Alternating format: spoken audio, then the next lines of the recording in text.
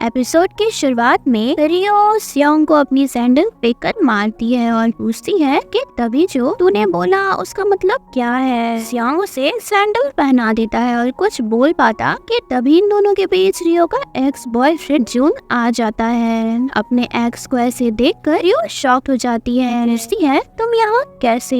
जून smile करते हुए बोलता है मैं तुम्हें मिस कर रहा था इसलिए मिलने आ गया। इतने में सियोंग को ये सब देखकर गुस्सा आ जाता है। वो जून से रूडली बात करता है और फिर रियो को पकड़ के ले जाने लगता है, लेकिन जून तो रियो का दूसरा हाथ पकड़ लेता है और कहता है मुझे तुमसे कुछ जरूरी बात करनी है। इतने में रियो के मॉम डैड भी यहाँ आ जाते हैं। जून को देखकर डैड पागल ही हो जाते हैं और उसे मारने के लिए आने लगते हैं, लेकिन मॉम उन्हें रोक लेती है क्योंकि वो अब सोसाइटी में अपनी और गॉसिप नहीं सुनना चाहती थी। इसलिए वो शांति से रियो और जून को घर में ले आती है। घर पर मॉम जून को अच्छे से खाना भी खिलाती है, जिसे देख सभी शॉक्ड होते हैं। डैड तो गुस्से में बाहर ही चले जाते हैं। इधर सियोंग रियो के घर के पास घूमने जा रहा था। रियो मोयम आ जाती है। सियोंग मोयम से कहता है कि रियो का एक्स बॉयफ्रेंड तो बुलाए मेहमान की तरह टपक गया है। मोयम बोलती है तो फिर किस बात की है, चल अंदर जाकर इसे पीटते हैं। सियोंग बोलता है मुझे उसे मारने में उससे ज्यादा खुशी मिलेगी। अंदर मॉम दोनों को साथ बिठाकर जून से पूछती है कि क्यों ब्रेकअप किया। जून कहता है ऐसा तो हमारे बीच कुछ भी नहीं हुआ है। इतना सुनते ही मॉम तो आउट ऑफ कंट्रोल हो जाती है और जून को मारने लगती है। जून भी उनसे मार खाने को तैयार होता है, लेकिन रियो उसे वहाँ से भेज देती है। सियोंग और मोयम ड्रिंक करते हुए बातें कर रहे थे। मोयम बोलती है कि चल ना जाकर जून की पिटाई कर देते हैं। सियोंग बोलता है मैं क्यों जाऊँ, इनफैक्ट मैं रियो के लाइफ में इंटरफेयर करने वाला होता कौन हूँ। मोयम कहती है तू रियो का बेस्ट फ्रेंड है। सियोंग बोलता है वही तो, सिर्फ और सिर्फ दोस्त है। वो बोलती है अबे दोस्ती ही तो सबसे खास रिश्ता होता है, आखिर दोस्त ही तो दोस्त के काम आते हैं। सियोंग कहता है मेरे इंटरफेयर करने से रियो गुस्सा भी तो हो सकती है। ये सुनकर मोया फ्रस्ट्रेट हो जाती है और बोलती है अरे यार तू कब तक अपनी इन सारी फीलिंग्स को हाइड करता रहेगा। शॉक्ड होकर उसे पूछता है कि तो तूने पढ़ लिया था ना। वो कहती है मुझे तेरे फीलिंग्स के बारे में स्कूल टाइम से ही पता था। सियोंग कहता है कहीं तूने उसे बता तो नहीं दिया है। मोयम कहती है मैं क्यों बताऊंगी, ये तो तुझे बताना चाहिए, वरना तू एक तरफा आशिक बन के ही सारी उम्र रह जाएगा, इसलिए गुड लक टू यू। ये बोलकर वो चली जाती है। इधर रियो अपने एक्स के साथ होती है। जून बोलता है कि हमें अपने पास्ट को भूलकर आगे बढ़ जाना चाहिए। मैं मानता हूँ कि मैंने पहले तुम पर ध्यान नहीं दिया, लेकिन तुम्हें छोड़ने के बाद मैं बहुत अकेला फील कर रहा हूँ, बेसिक काम भी नहीं कर पा रहा हूँ। रियो बोलती है ये सब बस ब्रेकअप का असर है, क्योंकि हमने साथ में इन साल बिताए हैं, आदत छूटने में थोड़ा तो टाइम लगेगा। ये बोलकर वो चली जाती है। यहाँ से सीधे मोयम के पास जाती है। सोते टाइम मोयम उसे जून के बारे में पूछती है कि क्या तुमने जो बोला था वो अभी वैलिड है। तभी सीन पास्ट में जाता है जहाँ सियोंग ने सुन लिया था कि रियो अभी जून से प्यार करती है, लेकिन वो पूरी बात नहीं सुन पाया था। दरअसल रियो के दिल में उसके लिए फीलिंग्स तो थी, बट अब वो जून के साथ किसी भी तरह का रिलेशनशिप नहीं रखना चाहती है और अब वो मूव ऑन भी कर चुकी है। सीन प्रेजेंट में आती है। रियो बोलती है अब मैं दोबारा जून से पैचअप नहीं करना चाहती हूँ। ये सुनकर मोयम चैन से सो जाती है, लेकिन रियो अब सियोंग के बारे में सोच रही होती है और उसे कॉल लगाने का भी वो सोचती है, और इधर सियोंग भी उसे ही कॉल लगाने का सोच रहा होता है, बट दोनों में से कोई भी एक दूसरे को कॉल नहीं करते हैं। अगले दिन रियो के मॉम डैड जून के बारे में ही बातें कर रहे होते हैं। मॉम को तो लगने लगा है कि जून अब फिर से रियो को वापस ले जाएगा। ये बात वो डैड को भी बताने लगती है, बट डैड तो जून पर अब गुस्सा होते हैं। तभी मॉम को जून का मैसेज आता है और वो रियो के पास जाके उसे अच्छे से तैयार होने बोलने लगती है। रियो को ये थोड़ा ऑकवर्ड सा लगता है, लेकिन वो फुल मेकअप करके अपने कुकिंग क्लास के लिए जाने लगती है। घर के बाहर उसे जून मिल जाता है, जिसे देख रियो समझ जाती है कि मॉम ने मुझे क्यों तैयार होने बोला को साथ में लंच के लिए पूछता है। तभी स्योंग अपने घर से साइकिल पर निकलता है और रियो को बोलता है कि अगर क्लास के लिए लेट नहीं होना है तो जल्दी से साइकिल पे बैठ जा। रियो भी भागते हुए साइकिल पर बैठ जाती है और दोनों जून को छोड़कर यहाँ से निकल जाते हैं। रास्ते में स्योंग पूछता है, आज तुमने ये क्या पहन रखा है? ये ड्रेस तुम पर बिल्कुल सूट नहीं कर रही है। रियो बताती है कि ये सब उसके मॉम ने करवाया है। इन्हीं सब बातों के बीच दोनों एक साथ कल रात के बारे में पूछते हैं। रियो स्योंग को पहले कहने को बोलती है। स्योंग उसे जून के बारे में पूछने लगता है, तो शायद तुम दोनों अभी फिर से गर्लफ्रेंड बॉयफ्रेंड बनने वाले हो। ये सुनकर रियो को थोड़ा गुस्सा आ जाता है तो वो साइकिल रोकने को बोलती है। स्योंग भी झटाक से साइकिल रोक देता है। रियो उसके साइकिल में लात मार कर चली जाती है। ऑफिस में स्योंग तेगी के साथ बात कर रहा होता है, मगर उसका ध्यान असल में रियो और जून के ऊपर होता है, इसलिए तेगी भी उसे रियो का नाम लेकर टीज करने लगती है। योंदो के बीमार होने के बाद दानो रोज उसे पिकअप करने आया करता था, लेकिन योंदो को ये बात बिल्कुल अच्छी नहीं लगती है। वो बोलती है कि आप रोज अपने ऑफिस में हाफ डे लेकर क्यों आ जाते हैं? ऑफिस में सब मुझे डरपोक समझने लगेंगे। दानो उसे बड़े ही प्यार से समझाता है और दोनों अपने घर जाते हैं। रास्ते में मोयम भी स्टोर में सामान लेने आई होती है। तभी एक कार का अचानक से एक्सीडेंट हो जाता है। चेक करने पे पता लगता है कि उसे तो हार्ट अटैक आया हुआ था। मोयम तुरंत ही हैमर की हेल्प से ग्लास तोड़ देती है और उस आदमी की हेल्प करने लगती है। दानो भी तुरंत हॉस्पिटल में कॉल कर देता है। मोयम उस आदमी को सीपीआर देने लगती है, जिससे उस आदमी को होश आ जाता है और मोयम उसे बचा लेती है। ये सब देखकर योंदो भी उसे काफी इम्प्रेस हो जाती है। इधर रियो को रास्ते में जून दिखता है। वो उसे इग्नोर करके जाने लगती है, बट जून चोट लगने का बहाना करने लगता है। रियो उसे देखने आती है, उसे बहुत रिक्वेस्ट करता है। रियो उसकी एक भी बात नहीं मानती, तो जून रियो को एक लास्ट टाइम डिनर पर चलने बोलता है। मोयम अपनी ड्यूटी पूरी करके जा रही थी कि योंदो उसके पास आकर उसके फेस पे दवाई लगाने लगती है, क्योंकि वो आज मोयम से बहुत ही इम्प्रेस हो गई थी। इसके बाद ये तीनों घर के लिए जाते हैं। कार में दानो एसी ऑन नहीं करता क्योंकि योंदो को अभी हल्का फीवर था, लेकिन को दानो को बहुत गर्मी लग रही होती है, इसलिए वो अपना जैकेट उतार देता है और मोयम को बताने लगता है कि आज तो योंदो से बहुत खुश है। इनफैक्ट वो तो मोयम को सुपर हीरो मानने लगी है। मोयम ये सुनकर उसे वो ट्रैफिक वाला इंसिडेंट बताने लगती है, जब वो लोग एक इमरजेंसी पेशेंट को लेकर ट्रैफिक में फंस गए थे, तो उनकी मदद एक होनहार लड़के ने की थी। मोयम उसका फेस तो नहीं देख पाई थी क्योंकि वो ट्रैफिक क्लियर कर रहा था, बट उसने लड़के की टी शर्ट पर मड फ्लैट मैन लिखा देख लिया था। मोयम उसे ये भी बताती है कि वो ही असल सुपर हीरो था और वो लड़का उसके सपनों का राजकुमार है। ना सुनते ही दानो अचानक से ब्रेक मारता है और मोयम उसके टी शर्ट पर मड फ्लैट मैन लिखा देख लेती है। पहले तो वो पूछती है कि क्या वो लड़का भी तुम्हारे ही साथ काम करता है, जिस पर दानो बताता है कि ये टी शर्ट मुझे कुछ ओल्ड मैंस ने दिया था क्योंकि मड फ्लैट ग्रुप का इंटरव्यू देने गया था। मोयम उसे बोलती है कि शायद वो लड़का इंटरव्यू में नहीं गया होगा। दानो उसे बताता है कि दरअसल मड फ्लैट ग्रुप सिर्फ ओल्ड पीपल्स के लिए ही है और उसमें सिर्फ दानो ही यंग मेंबर है।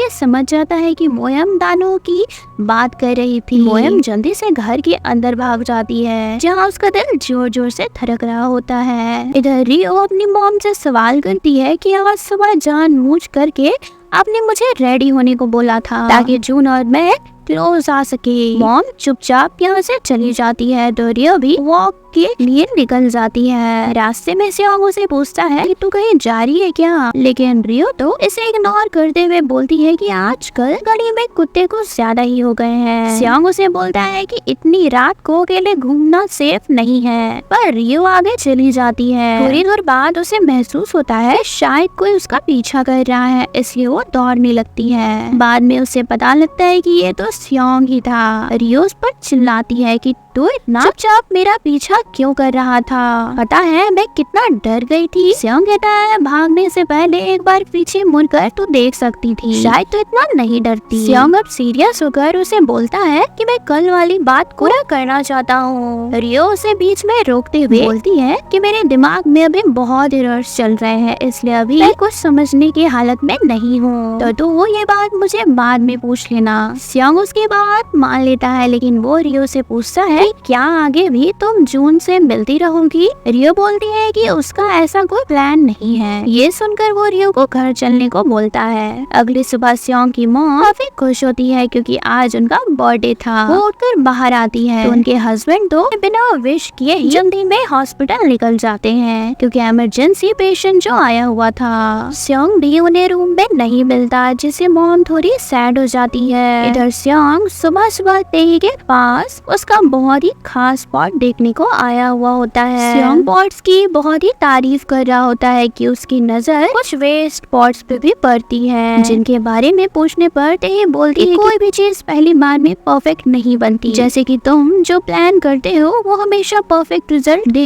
ये जरूरी तो नहीं है, लेकिन हारने के डर से अगर हम ट्राई ही ना करें तो कैसे पता चल पाएगा। इसके बाद दोनों लंच करने जाने लगते हैं। इधर मोयम बैंडेज लगा रही होती है कि उसे दानो की याद आने लगती है और वो ब्लश करने लगती है। दानो अपने ऑफिस में पैरामेडिक्स के बारे में स्टडी कर रहा होता है, जहाँ उसे पता चलता है कि पैरामेडिक्स की जॉब तो काफी टफ होती है। कई बार तो उन्हें अपने जॉब के कारण सीरियस इंजरीज भी हो जाती है। एक सीनियर दानो से बोलती है कि अचानक से तुम पैरामेडिक्स की लाइफ स्टडी क्यों कर रहे हो?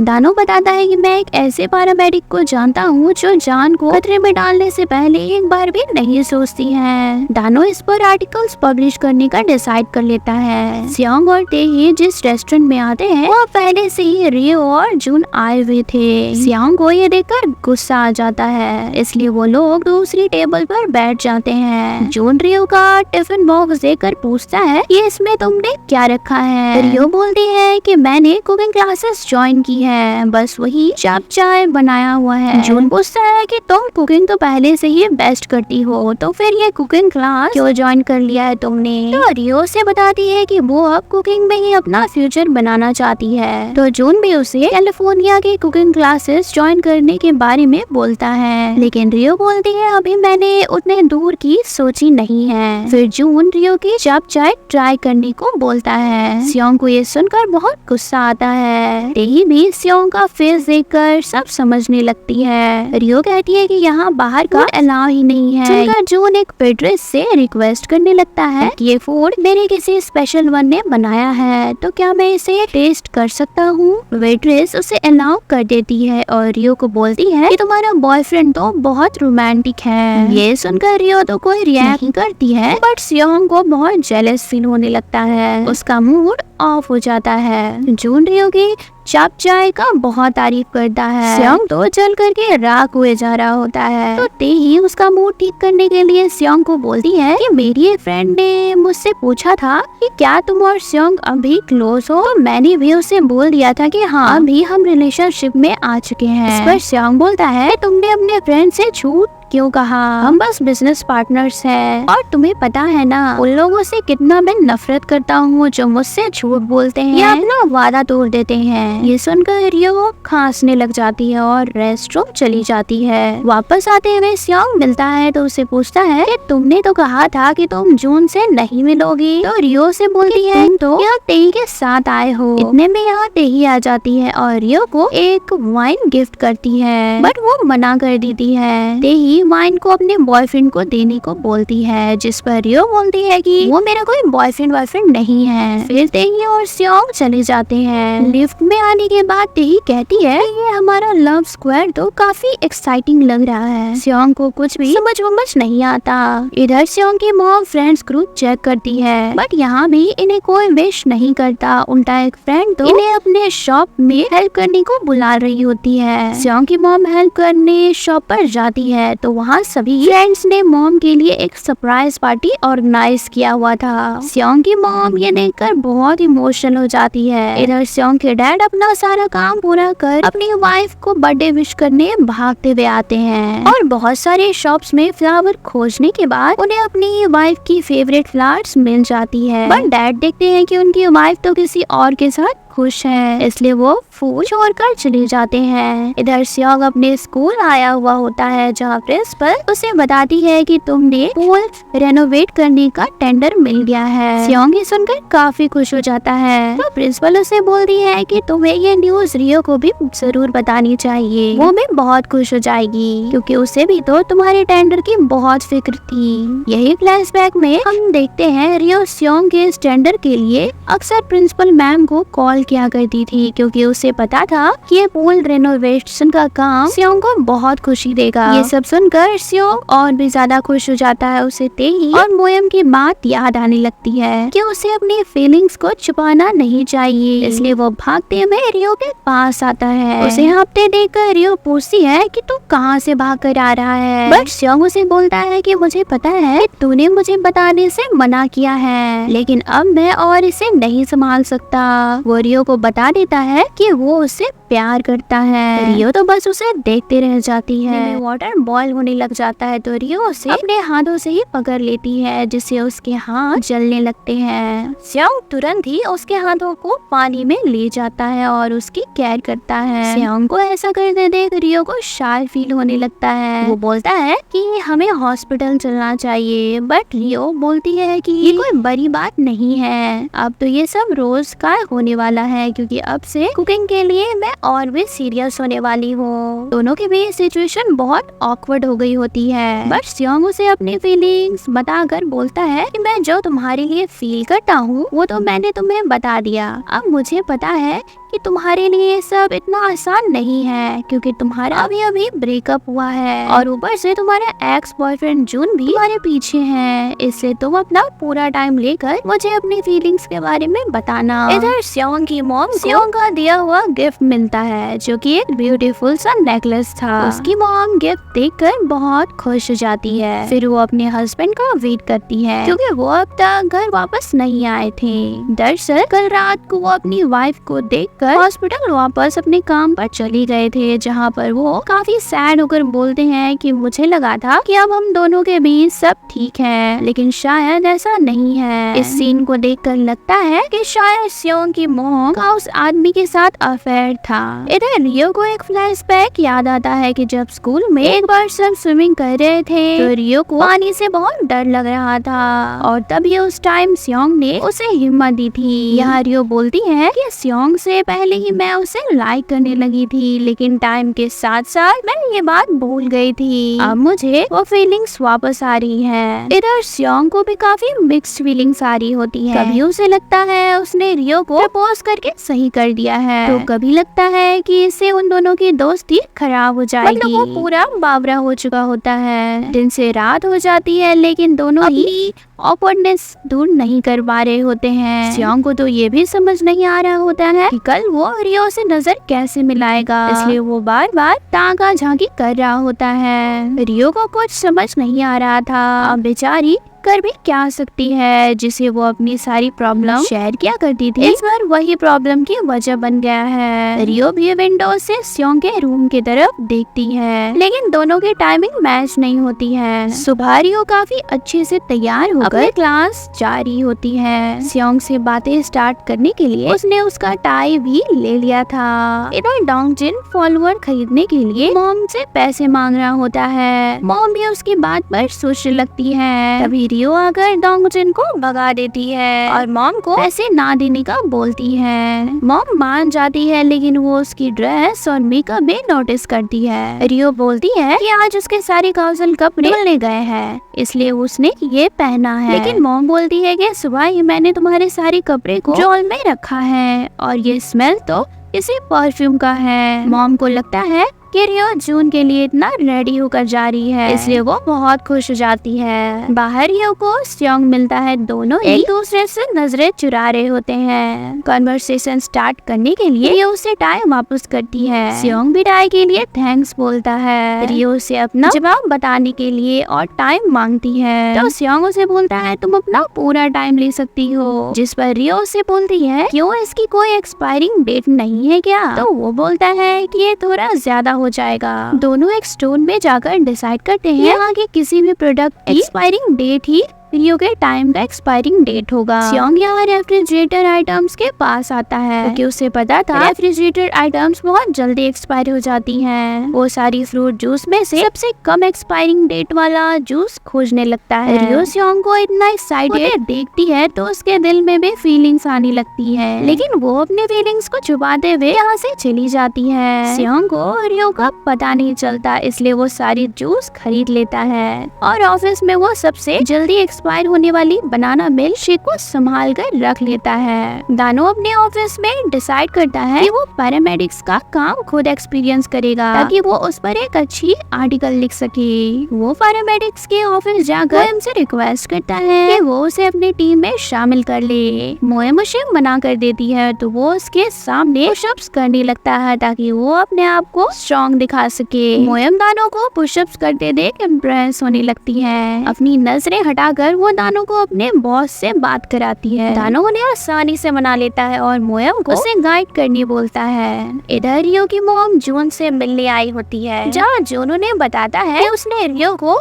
धोखा नहीं दिया था और ना ही इसमें रियो की कोई गलती थी। ये तो बस मिसअंडरस्टैंडिंग हुई थी जिसके वजह से हम दोनों अलग हो गए थे, लेकिन अब जून रियो के साथ दोबारा से रिलेशनशिप में आना चाहता है। बाहर से ये सब रियो के डैड भी सुन लेते हैं, जो जून को बिल्कुल भी पसंद नहीं करते।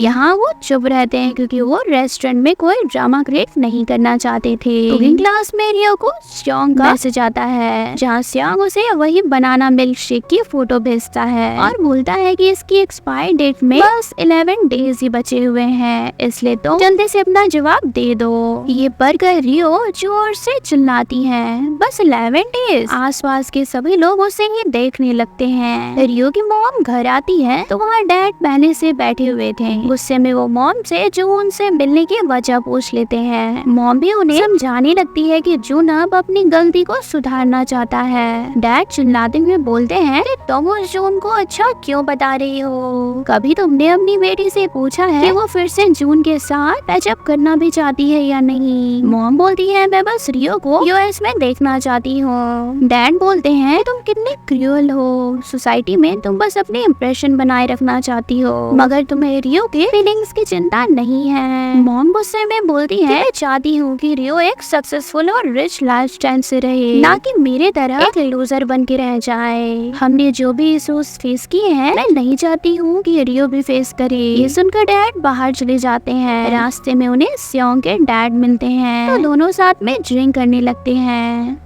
अगले दिन डोंगजिन फिर से मॉम से पैसे मांगने लगता है। मॉम भी उसे पैसे देने का सोचती है। तभी रियो आकर डोंगजिन से झगड़ने लगती है कि तू इतना बड़ा होकर भी मॉम के पैसे पर डिपेंड है। डोंगजिन भी उसे झगड़ने लगता है तो मॉम उन्हें चुप कराती है और डोंगजिन को जाने को कह देती है। रियो मॉम को समझाती है डोंगजिन आपके पैसे वेस्ट करा देगा, इसलिए अब इसे पैसे मत देना। रियो के बाद का मॉम रिप्लाई नहीं करती तो रियो गुस्सा हो जाती है। बोलती है आप हमेशा अपने छोटे बेटे का ही साइड लेती हैं और उसे कभी किसी चीज के लिए मना नहीं करती हैं, इसलिए वो बिगड़ा हुआ है। मॉम बोलती है डोंगजिन को इसलिए कुछ नहीं बोलते क्योंकि उसके दिल के पास छोटा सा होल है। रियो चिढ़ते हुए बोलती है क्या बीमार होने से आप कुछ भी कर सकते हो और वहाँ से वो चली जाती है। बाहर उसे सियोंग का मैसेज आता है कि अब तुम्हारे पास सिर्फ 10 दिन बचे हैं तो तुम जल्दी करो। मैसेज देखकर रियो ब्लश करने लगती है कि उसे जून मिलता है जो उसे जैस्मिन टी देने आता है। वो बोलता है अब मैं तुम्हें मनाने के लिए पुरानी वाली स्ट्रेटेजी लगाने वाला हूँ। सीन फ्लैशबैक में जाती है जब एक बार यूएस में रियो रेस्टोरेंट में बैठकर अपना काम कर रही थी। उसकी एक क्लाइंट के साथ बात चल रही होती है कि उसके मोबाइल की बैटरी डेड हो जाती है। प्रॉब्लम तो ये थी कि रियो अपना चार्जर लाना भूल गई थी। तभी पीछे से जून उसे अपना चार्जर ऑफर करता है। रियो उसका चार्जर यूज कर लेती है। काम खत्म होने के बाद रियो जून को एक कॉफी गिफ्ट करना चाहती थी, लेकिन जून बोलता है कि यहाँ की कॉफी अच्छी नहीं है, तुम मुझे कहीं और की कॉफी गिफ्ट कर दो। रियो भी मान जाती है, लेकिन तभी उसके पेट से आवाज आती है तो जून उसे जैस्मिन टी लाकर देता है, जिससे उसका डाइजेशन अच्छा हो जाता है। प्रेजेंट में अब जून उसे टी देकर चला जाता है। रियो जून का बिहेवियर देखकर फिर से कंफ्यूज हो जाती है। इधर स्योंग तेही को बता देता है कि उसने रियो को अपने दिल की बातें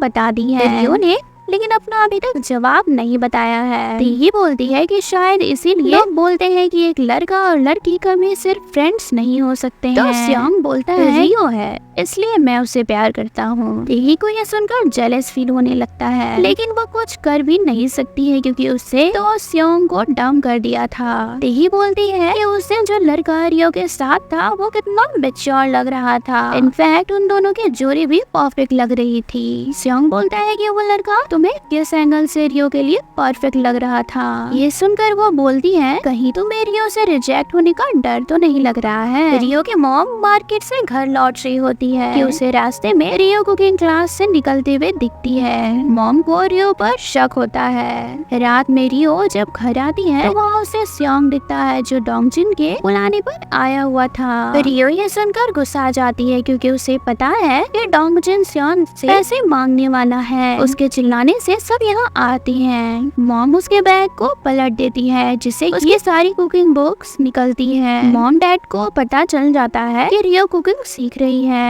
रियो भी उन्हें अपने कुकिंग करियर के बारे में सब बताती है, जो सुन डैड तो गुस्सा हो जाते हैं और बोलते हैं कि तुम कुकिंग छोड़कर बाकी सब कुछ कर सकती हो। रियो भी गुस्से में बोलती है कि मैंने बचपन से आपको कोई भी प्रेशर नहीं दिया है, फिर भी आप हमेशा उस डोंगजिन को ही प्रायोरिटी देते आ रहे हैं। उसने आपके कितने पैसे डुबा दिए हैं, फिर भी आप लोग चुप हो। लेकिन क्या मैं अपने मन से करियर भी नहीं बना सकती हूँ? डैड उसे समझाते हैं। रियो वहाँ से चली जाती है। स्योंग भी उसके पीछे जाता है और हाथ पकड़ रियो को एक ब्यूटीफुल और शांत जगह पर ले आता है। थोड़ी देर वॉक करने के बाद रियो का मूड ठीक हो जाता है तो वो स्योंग को बताती है अब वो अपने पेरेंट्स के लिए बुरा फील कर रही है। स्योंग भी उसे बोलता है कि हर पेरेंट्स सही हो ऐसा नहीं हो सकता है, लेकिन अब पेरेंट्स का कुछ कर भी तो नहीं सकते हैं। रियो का मूड अब ठीक हो चुका था तो स्योंग उसे बोलता है क्योंकि रात के 12 बज चुके हैं इसलिए अब हमारे पास सिर्फ 9 डेज ही बचे हुए हैं। रियो यहाँ पे शर्मा के भाग जाती है। अगले दिन दानो मोयम के साथ बहुत से लोगों को रेस्क्यू करता है। इससे उसे पता चलता है कि सच में पैरामेडिक्स काम बहुत जोखिम वाला है। स्योंग की मॉम अपना डाइट प्लान छोड़कर ऑयली फूड्स खा रही होती है कि उसके हस्बैंड उन्हें देख लेते हैं। वो मॉम को प्लेट में सर्व भी करते हैं और चले जाते हैं। मॉम को ये बहुत अच्छा लगता है, लेकिन तभी स्योंग के डैड मॉम को मैसेज करके बताते हैं अब हमारा बेटा बड़ा हो गया है तो अब हमें वो इम्पोर्टेंट डिसीजन ले लेना चाहिए। मॉम मैसेज पढ़कर सैड हो जाती है। अब क्योंकि रियो प्रैक्टिस के लिए डैड की शॉप तो नहीं जा सकती थी इसलिए वो स्योंग की ऑफिस में ही अपना कुकिंग प्रैक्टिस कंटिन्यू करने का सोचती है। वो क्लास से निकलती है तो बाहर उसे कोई दिखना है। स्योंग अपने ऑफिस के बाहर खड़ा होता है। रियो और जून वहाँ आते हैं। स्योंग जून को लेकर गुस्सा हो जाता है। जून बोलता है मैं यहाँ तुम्हारी कंसल्टेशन लेने आया हूँ। अंदर रियो सोचती है कि जून यहाँ क्यों आया है। जून म्योंग को बताता है कि मैं अपने मॉम डैड के लिए कोरिया में एक घर बनवाना चाहता हूँ। म्योंग भी